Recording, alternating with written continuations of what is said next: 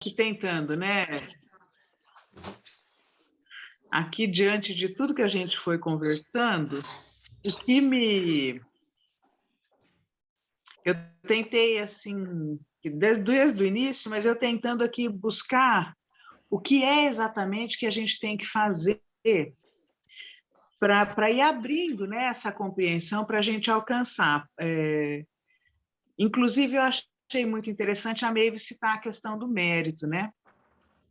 Então, a gente falar do sentimento, da parte do amor que a gente precisa desenvolver, isso é uma coisa óbvia, clara, né, em nós, que é algo que é aos poucos, mas a gente precisa ir desenvolvendo a nossa capacidade de amar.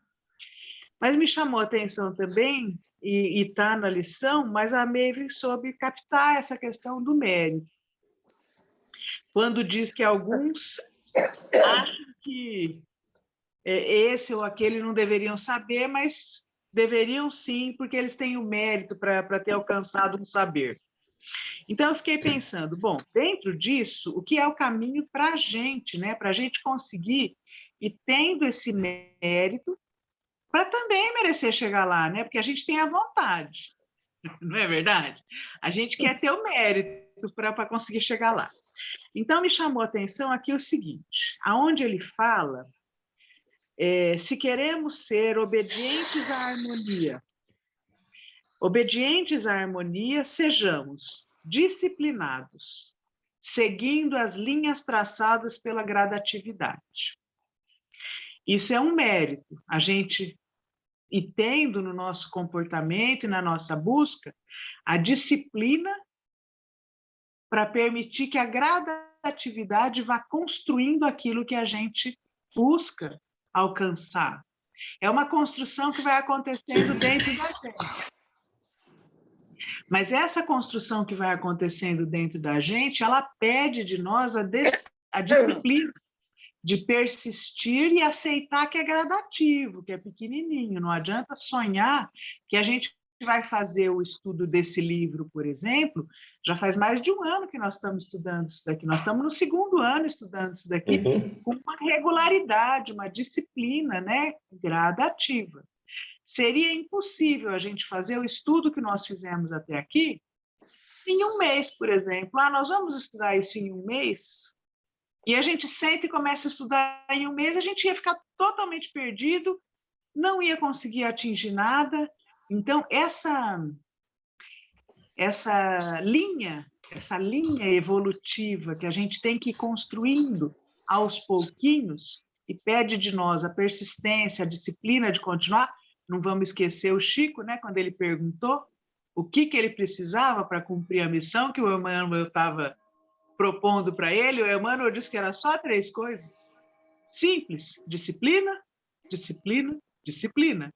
E o Chico chegou onde chegou, deixou para a gente mais de 400 livros, né? Então, olha o quanto isso é uma coisa importante para a gente construir o que a gente está buscando, aquilo que a gente almeja. E é um mérito, né? Quem consegue desenvolver essa atitude disciplinada é uma virtude, né? Que é um mérito para quem desenvolveu, eu penso. E aí uma outra questão que me chamou a atenção também, tentando entender o que seria esse mérito, lá no início ele fala: se obedecemos às leis que regulam o crescimento espiritual, achamos bem melhor pensar no respeito que devemos a todas as criaturas, que devem aprender gradativamente de acordo com a sua necessidade de ascensão. Respeito. A gente fala muito de amor, né? Nós buscamos o amor, mas o amor começa no respeito. Não começa? É impossível amar se você não respeitar. E o respeito é algo muito amplo. E a gente compreende ele muito pouco.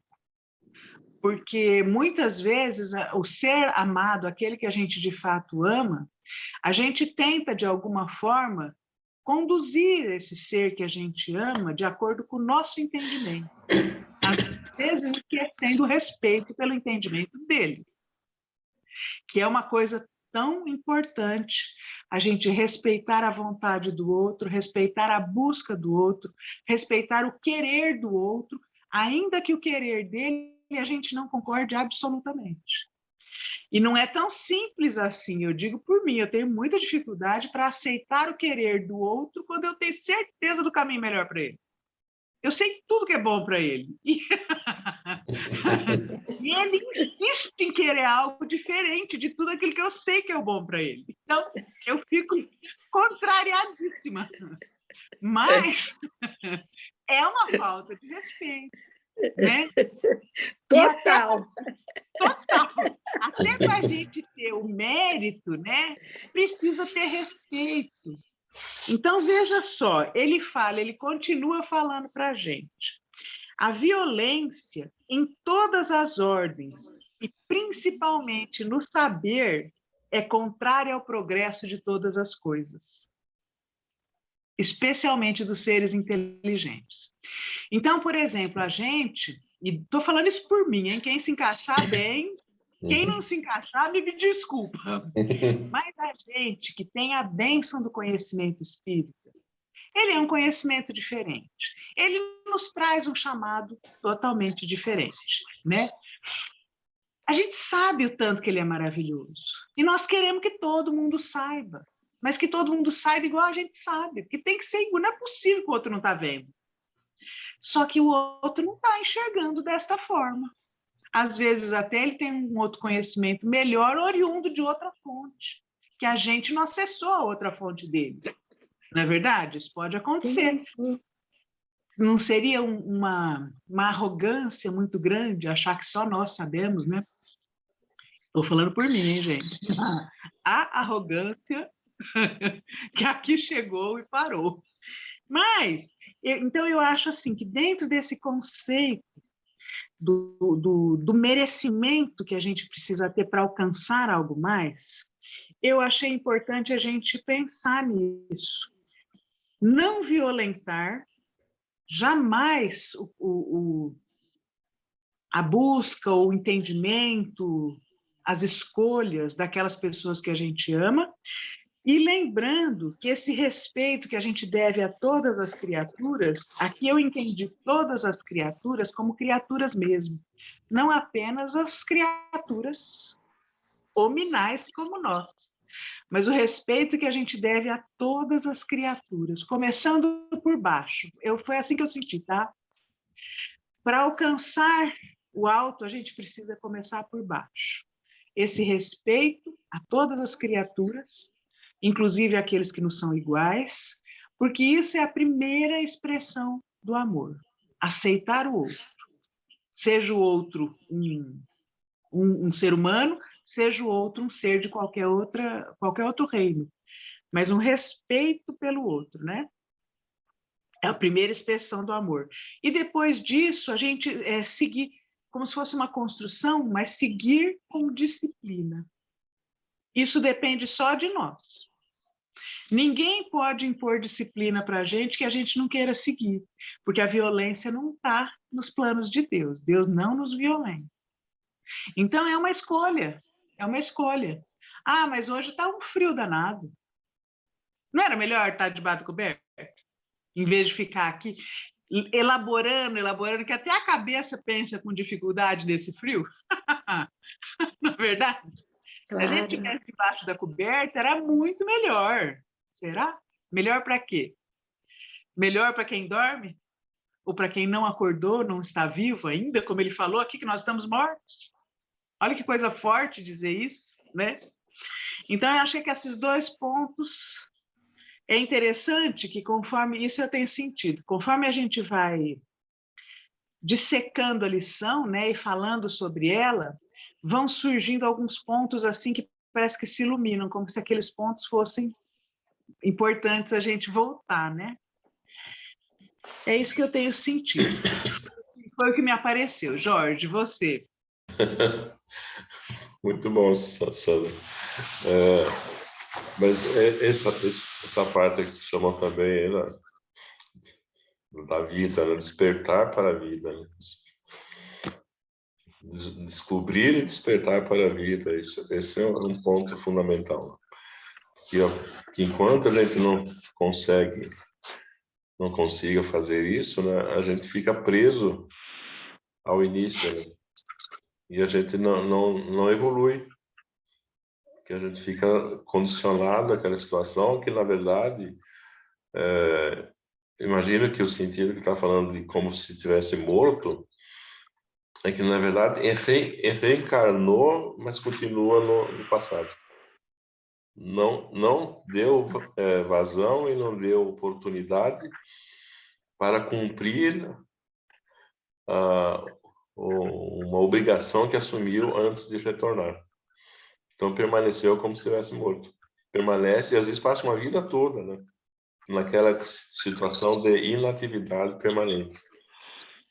Que, na verdade, quando se reencarna, é uma oportunidade para evolução espiritual. Você está tendo uma oportunidade para corrigir alguma coisa que deixou de fazer na oportunidade, na encarnação anterior. Então, mas se você vem, foi lhe dada a oportunidade de vida material, e você não desperta para essa vida material que foi oportuna, é como se você permanecesse morto. Permanecesse naquela inanição, sem acender aquela chama divina que permite que você evolua. Não, você permanece estático, né? E se a gente observar bem ao redor, até mesmo ali em vários pontos, você vai perceber que existe muitas pessoas, muita gente que fica assim, passa uma vida toda sem mudar um passo, né? Ou seja, não vive, ou seja, porque não percebe o que é o sentido da vida e não sabe o porquê que foi dada uma nova oportunidade. Às vezes nem sabe o porquê está aqui, né? Então, é muito interessante essa parte, essa reflexão sobre entender a vida e viver e não ficar morto, não ficar inerte. Teve a oportunidade da reencarnação. Tem que aproveitar essa oportunidade como oportunidade de aprendizado e de evolução, principalmente na questão espiritual. Que essas múltiplas reencarnações, o sentido dela é exatamente isso. Permitir que nos aproximemos cada vez mais do sentido dos ensinamentos espirituais, dos ensinamentos que nos foram passados e que estão sendo sempre passados pelas leituras que nos são passadas pelos espíritos, né, por meio das mediunidades, pelas obras que nos são passadas por vários meios. Hoje temos até videoaulas também, que nos são oportunizadas, os centros espíritas trabalhando intensamente no sentido de passar essas mensagens também. E muitas vezes, apesar de tudo isso que está disponível, né, uma grande maioria permanece em estado de latência, né, sem o despertar para a vida, né? E isso é preocupante, porque ela acaba nessa outra parte, não acaba nem tendo essa conexão interna com o céu, o sentir do céu. O que é esse céu, né? É a oportunidade de viver e de evoluir, e de aprender, e de se aprimorar, né? Sobre tudo, né? Muito bom essa parte, né? Excelente, Jorge. Temos muito ainda. E o interessante é que cada momento que a gente passa por essas lições, a gente tem uma forma diferente de ver, né? Sim. Exatamente se despertar da gradativa que vai ocorrendo ao longo do tempo, né? Muito bom. Mas vamos chegar. Vamos lá, a dose homeopática, mas nós vamos chegando lá, né?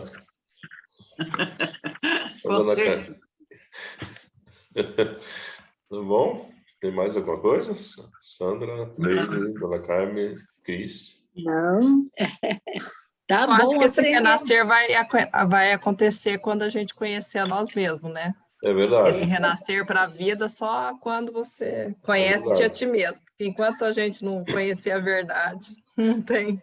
É quando nós conseguimos conversar conosco mesmos, no nosso Sim, e saber interior, quem eu sou. nós vamos começar a descobrir algumas surpresinhas que nos foram reservadas. Né? Cimento e nascer para a vida, né?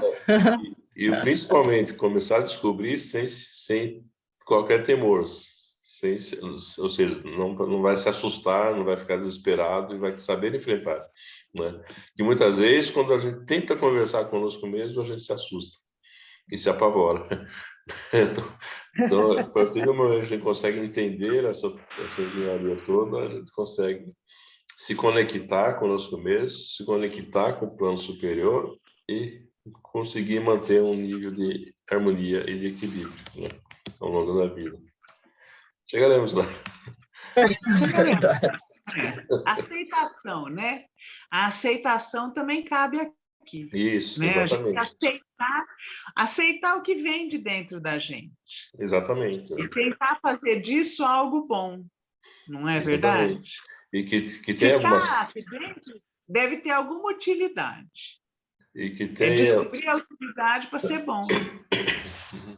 Que tem algumas partes das eleições que chamam, que volta e meia passa por isso, né? Que muitas vezes a gente quer alguma coisa que, na verdade, não é o que está reservado para a gente. Né? A gente fica brigando por alguma coisa que não é o que foi reservado. Né? E daí, quando a gente descobre e chega aquilo que foi reservado, a gente pensa, nossa, eu lutei tanto por aquilo e não era isso. Não era isso. Essa parte que me faz feliz. Né? E com relação a mesmo àquilo que a gente é, né? A gente quer ser algo que às vezes a gente não é. Exatamente. E o que a gente é, a gente não aceita, não admite. Exatamente. E fica patinando. Não importa o que a gente seja, mas o que a gente seja foi Deus que criou. Então, é bom. Exatamente. É só a gente fazer isso ser bom. Exatamente, né? Muito bom. Então, vamos para as vibrações? Vamos. Vamos, dona Carmen, deixa eu só pausar aqui para a gravação.